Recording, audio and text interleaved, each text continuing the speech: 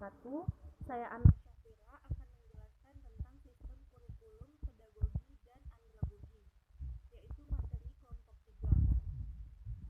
Nah, pedagogi itu berasal dari kata Yunani yang terdiri dari kata ped atau anak dan kata agogus yaitu membimbing atau memimpin. Nah, secara harfiahnya pedagogi itu adalah seni atau pengetahuan untuk mengajar atau membimbing anak. Nah, yang andragogus merupakan juga dari bahasa Yunani kuno yang terdiri dari aner atau akar, ander orang dewasa, dan agogus yaitu membimbing dan memimpin.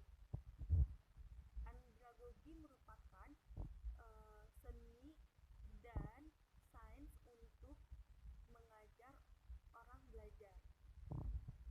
Nah, jadi di kedua ini merupakan model dari sistem kurikulum. Menurut Malcolm Knowles, pedagogi model merupakan yaitu berisi yang terkait dengan transmisi informasi dan keterampilan.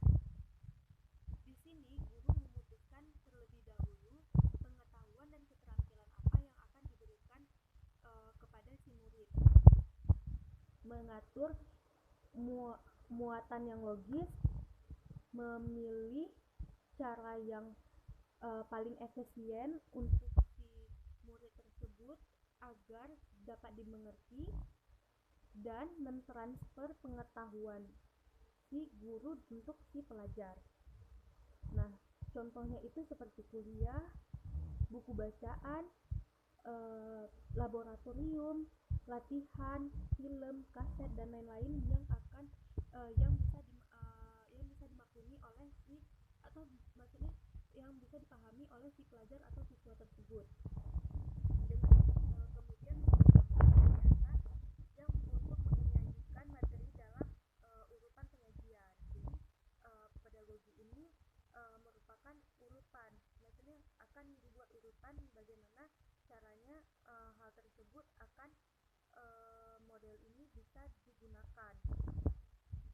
Nah, yang kedua itu andragogi model adalah proses yang berkaitan dengan menyediakan prosedur dan sumber daya untuk membantu pelajar memperoleh informasi dan keterampilan. Model ini di mana seorang guru akan menjadi fasilitator, agen perubahan atau konsultan yang mempersiapkan satu set prosedur yang melibatkan peserta didik di dalamnya. Yang pertama itu memilih iklim yang kondusif untuk belajar. Jadi di sini tuh iklim itu merupakan kayak suasana kenyamanan, suasana ketentraman, suasana kehangatan di dalam kelas untuk belajar ya.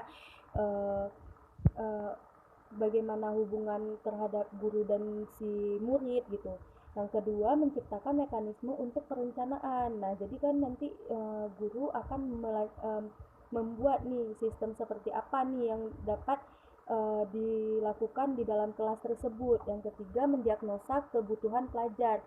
Jadi sudah ada sistem sudah ada kelas yang kondusif, habis itu ada mekanisme untuk perencanaan, maka kita lihat nih kebutuhan apa yang dibutuhkan untuk si pelajar tersebut. Yang keempat, merumuskan tujuan program atau isi yang akan memenuhi kebutuhan. Nah, setelah ketiganya selesai, maka dilihat nih tujuan isinya nih udah sesuai belum sama si kebutuhannya gitu, untuk memenuhi kebutuhannya itu gitu. Isinya udah memenuhi apa belum nih kebutuhannya. Nah, setelah itu yang kelima, merancang pola pengalaman belajar dengan teknik dan bahan yang cocok. Nah, setelah udah direncanakan, setelah udah dapat isinya, maka dicobalah polanya dengan bahan apa, teknik dan bahan apa yang cocok untuk belajar tersebut. Yang keenam, mengevaluasi hasil pembelajaran dan mendiagnosa kebutuhan belajar. Nah, setelah kelimanya selesai, kan kita harus lihat nih beneran cocok enggak nih pelajaran ini sama sistem untuk si pelajar.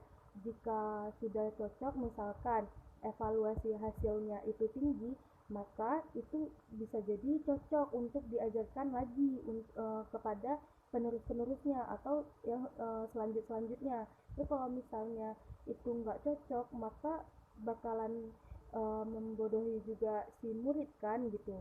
Nah, keduanya juga memiliki kelemahan dan kelebihan.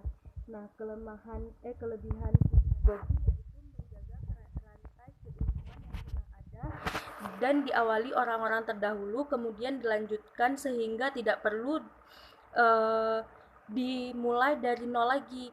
Jadi ya udah ada sistemnya, keilmuannya sudah ada, ya udah kita gunakan lagi gitu. Nggak perlu tuh kita buat rancang dari nol lagi. Nah, kemudian yang kelemahannya itu menjadi tidak berkembang si anaknya. Entah si anaknya memiliki keunikan, kepintaran yang lain, kelebihan yang lain, minat yang lain, dia nggak bisa mengeksplor dirinya dia sendiri gitu. Nah, selanjutnya itu andragogi. Kelebihannya yaitu pencapaian cita-cita pendidikan seumur hidup dapat diperoleh dengan dukungan konsep teoritik atau penggunaan teknologi yang dapat dipertanggungjawabkan. Nah, jadi di sini malah lebih setiap perkembangan teknologi itu yang kita akan pelajari kayak gitu.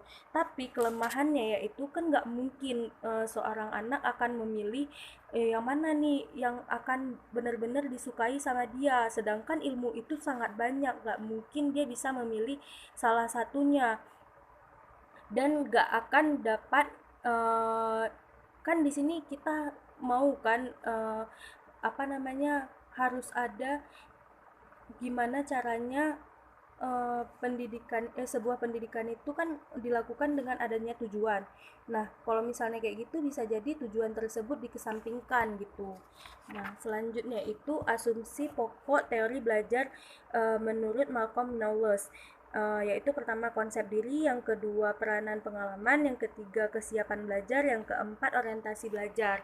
Nah, konsep diri itu biasanya dimiliki oleh orang dewasa yang mandiri, habis itu mengarahkan dirinya sendiri dengan ke arah yang lebih baik kayak gitu kan. Peranan pengalaman itu seperti ya otomatis semakin berpengalaman maka semakin banyak ilmunya, maka akan semakin merunduk kan, ilmunya itu semakin penuh dengan banyaknya ilmu gitu. Nah, yang ketiga itu kesiapan belajar, otomatis semakin besar, semakin banyak